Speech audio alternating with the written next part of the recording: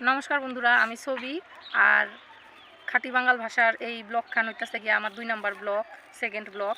তো আশা করতেছি আপনারা সম্পূর্ণ ভিডিওখান দেখবেন আর আমার একটু সাপোর্ট করবেন। তো চলেন, যেটা কইতেছিলাম ওইটা শুরু করা যাক। আমি তো বাড়িতে এগুলা ভাষা কই না, হ্যাঁ হেন্নিগা আমি কি করছি কন্ত, আমি ফাঁকা জায়গায় আইছি।